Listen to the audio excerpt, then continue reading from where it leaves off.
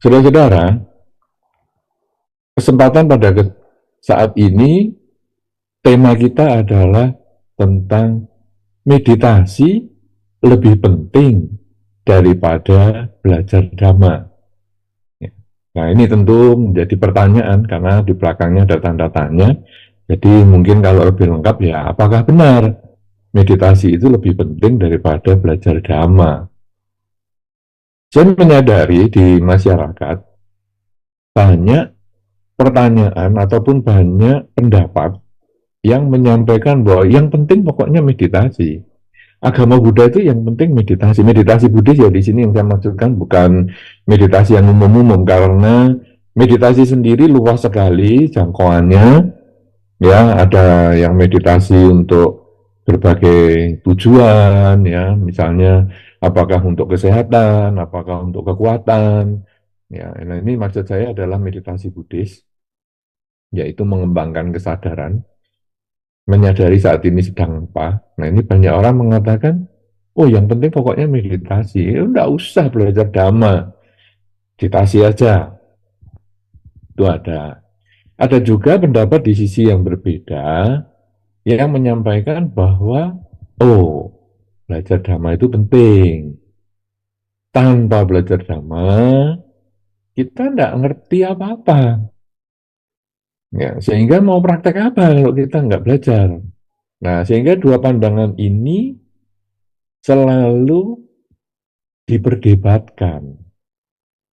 Nah, mungkin tema ini dipilih oleh panitia karena gimana ya menyelesaikan perdebatan ini? Mana yang benar? Apakah memang meditasi itu lebih penting daripada belajar dhamma? Atau sebaliknya, belajar dhamma lebih penting daripada meditasi? Saudara-saudara,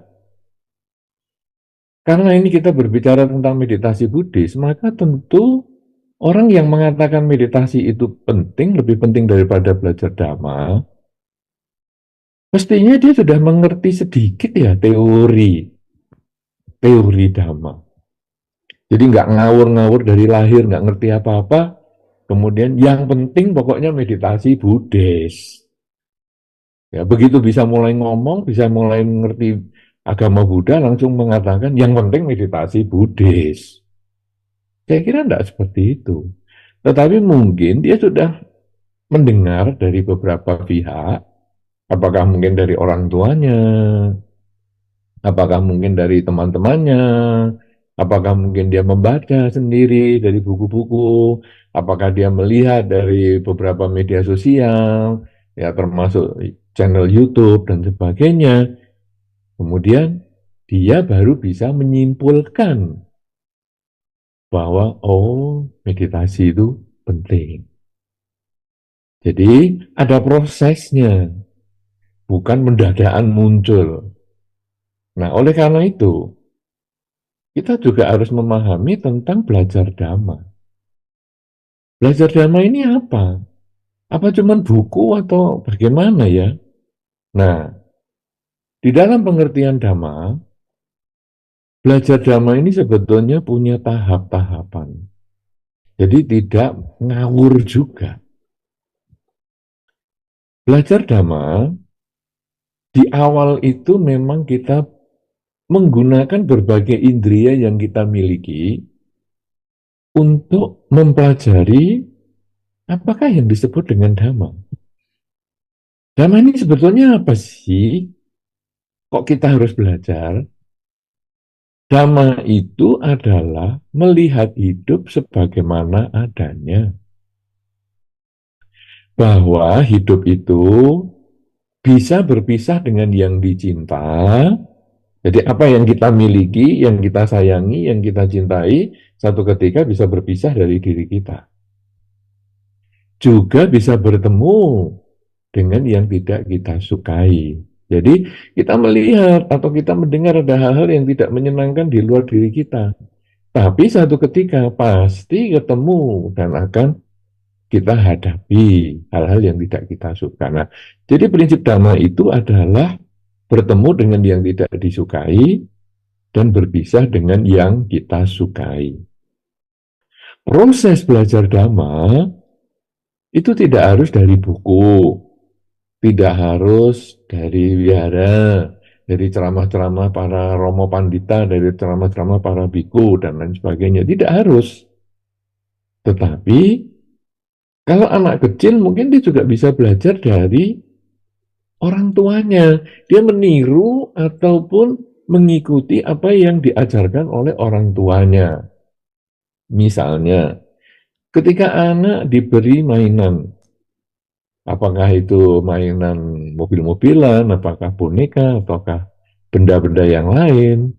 Kemudian karena kekurang hati-hatian anak ini jatuh, benda ini terjatuhkan dari genggaman tangan anak tersebut. Sampai akhirnya barang ini rusak. Nah, si anak yang baru menerima benda ini dengan senang sekali, mainan ini dengan senang sekali, kemudian tidak lama barangnya rusak. Nangis dia. Kenapa? Karena dia berpisah dengan yang dicinta. Kemudian orang tua memberikan nasihat.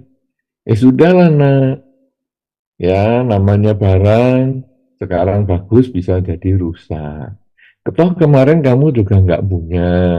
Ketika sekarang papa dan mama memberi kamu mainan ini, kemudian sekarang akhirnya nggak punya lagi. Berarti kan kamu waktu kemarin nggak punya, kamu tenang-tenang aja.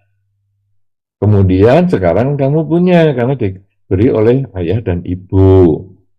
Dalam beberapa menit kemudian benda ini rusak. Berarti kamu sekarang kembali seperti kemarin. Berbulan-bulan, berminggu-minggu kamu kan nggak ngapa-ngapa, nggak punya barang itu. Nah, kenapa sekarang setelah punya barang ini sekian menit, terus hilang, kembali ke masa sebelumnya, kenapa kamu sedih? Nah, mungkin orang tua menasihati prinsipnya seperti itu. Mungkin nggak kata-katanya mirip ini ya, tapi prinsipnya seperti itu nasihatnya. Nah, akhirnya anak ini juga memahami, oh ya ya, bahwa saya kan sekarang posisinya kembali seperti kemarin. Atau seperti tadi beberapa menit sebelumnya, bahwa saya nggak punya barang itu. Dan begitu dia bisa melepas, ya anak ini menjadi tenang. Karena dia bisa menerima kenyataan kehilangan hal yang dia sayangi. Dan otomatis dia bertemu dengan yang tidak dia sukai, yaitu apa? Barang yang dia sayangi rusak. Nah, tentu orang tua memberikan contoh ya, kemudian satu ketika mungkin HP-nya orang tua rusak, anak juga ngeliatin, gimana ya reaksinya HP-nya orang tua rusak. Ternyata orang tua juga punya konsep yang sama. Ya, dulu nggak punya HP juga nggak ngapa-ngapa, sekarang setelah punya HP, HP-nya rusak kan seperti yang dulu juga. Ya sudahlah, nggak apa-apa. Nah, anak kemudian menangkap itu, bahwa hidup ini tidak kekal. Dan begitu anak itu menangkap, dia belajar. Dan akhirnya dia bisa menerima itu sebagai kenyataan. Nah, ini belajar dhamma. Belajar dhamma di awal, yaitu mempelajari teori dhamma. Ya, jadi tingkat awal belajar dhamma itu adalah memasukkan data tentang dhamma dari berbagai sumber, dari indria kita, dari kita mendengar, dari kita melihat, dari kita merasa, ya, dari kita mencium, dari kita merasakan lewat lidah dan lain sebagainya, dari indria-indria kita lewat pikiran dan sebagainya. Itu adalah cara kita menyerap pemahaman tentang dhamma. Kenapa? Karena dhamma ini ada di sekitar kita. Dhamma ini adalah alam semesta ini. Ya, semuanya ini adalah pelajaran di dunia ini. Nah, sekarang tinggal orang tua menjelaskan. Kemudian, tahap yang kedua belajar dhamma itu, selain kita menyerap, adalah kita melaksanakan di dalam kehidupan sehari-hari. Nah, tadi ketika anak itu kemudian mendengar orang tuanya menasehati tentang barangnya yang rusak, mainannya yang rusak, anak ini bisa nerima, sudah.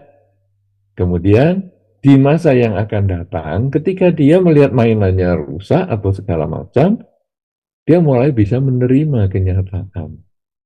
Nah, ini sebetulnya dia mulai praktek dhamma.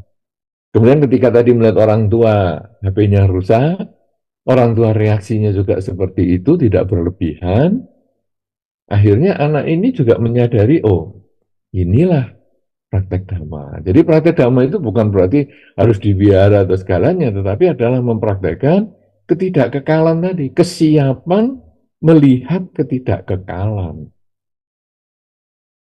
Kemudian praktek dhamma di dalam ajaran Sang Buddha ini untuk melihat ketidakkekalan itu sebetulnya ada beberapa cara.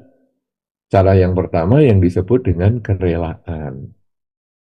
Jadi biasanya anak-anak sekolah minggu diajarkan untuk pelepasan. Misalnya, ayo nak, kamu sekolah minggu, ini saya kasih sedikit uang saku. Nanti kalau di wihara ada kegiatan atau acara dana paramita, nanti ada lagu ya, dana paramita misalnya, nah ini kamu masukkan ya, dan yang ini uang yang sudah papa mama kasih ini masukkan ke sana. Nah ini belajar berdana. Kemudian hari ini di wihara kan ada para bante itu. Nih, mama atau papa kasih makanan, mungkin pisang atau mungkin buah atau apa, nanti dipersembahkan ya kepada bante untuk makan pagi atau mungkin makan siang. Nah, ini anak mulai belajar kerelaan. Jadi dari memiliki, kemudian sekarang bagaimana ya? Kalau tadi mainannya tanpa sengaja rusak karena dia jatuh. Tetapi sekarang tahap belajar ini, tahap prakteknya adalah dia sengaja melepas apa yang dia miliki. Jadi ini makan pagi karena ini belum mulai kebaktian. Nah, sekarang saya mempersembahkan dana makan kepada para biku yang tinggal di bihara. Nah, kemudian ikut kebaktian ada dana paramita. Kemudian setelah dana paramita, mungkin kebaktian selesai, nah, para biku mulai dana makan. Nah, mungkin anak ini ya, mau persembahkan lagi dana makan karena dikirim misalnya dari rumah sama orang tuanya. Nah, ini titip nanti untuk dana makan siang para bante. Nah, dia persembahkan lagi. Ini adalah kerelaan. Kemudian, selain menjalankan pelepasan materi ini, tentu nanti juga diajarkan pelepasan yang bukan materi, yaitu bagaimana memperhatikan mereka yang membutuhkan, ya misalnya, nah nanti kamu lihat ya, di wihara, di papan pengumuman apa ada orang-orang yang membutuhkan bantuan, misalnya apakah itu anak asuh, guru asuh, atau mungkin ada juga umat Buddha yang kurang bahagia hidupnya atau apa yang perlu bantuan. Nah, kamu lihat di sana ya. Nah, ini anak diajar untuk praktek kerelaan yang bersifat bukan materi, perhatian. Kemudian ketika anak ini protes, waduh aku punya musuh, itu menjengkelkan teman sekolah saya, begini-begini. Kemudian coba nak, kamu belajar memaafkan. Ya, dia memang seperti itu, sudahlah sekarang kamu maafkan. Nah, tapi kan nanti dia mengganggu saya terus. Saya kan nggak mau jadi orang yang digangguin ya. Kamu setelah memaafkan, berarti urusan kamu dengan dirimu kan selesai. Kamu sudah tidak ada kebencian dengan dia. Nah, sekarang tinggal kamu mungkin menghindar atau mengurangi komunikasi sehingga kamu tidak punya kesempatan untuk dibully lagi dan lain sebagainya. Nah, ini cara kita mengajarkan kepada anak dengan kelakuan, yaitu kerelaan tadi. Jadi kerelaan yang materi kemudian dikembangkan kerelaan yang bukan materi. Nah, selanjutnya tahap pelaksanaan dhamma atau belajar dhamma ini dilanjutkan dengan kerelaan adalah dengan kemoralan, yaitu nah coba kita belajar untuk mengembangkan 5 latihan kemoralan, tidak membunuh, tidak mencuri, tidak berzina, tidak bohong, dan tidak mabuk-mabukan. Ya, kita serumah ini kita belajar seperti itu. Nah, anak ini melihat orang tua melakukan, kakaknya melakukan, adiknya melakukan, otomatis dia nanti juga akan menjalankan di dalam kehidupan sehari-hari. Kemudian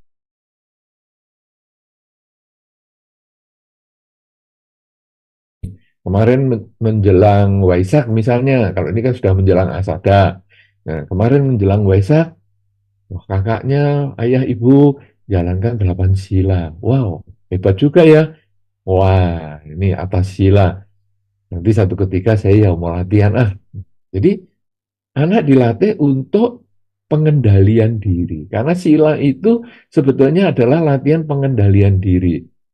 Bukan tidak membunuhnya, bukan tidak mencurinya, tidak berzina dan lain sebagainya. Tetapi hal yang lebih penting adalah tidak melakukan hal yang dapat mengganggu pihak lain.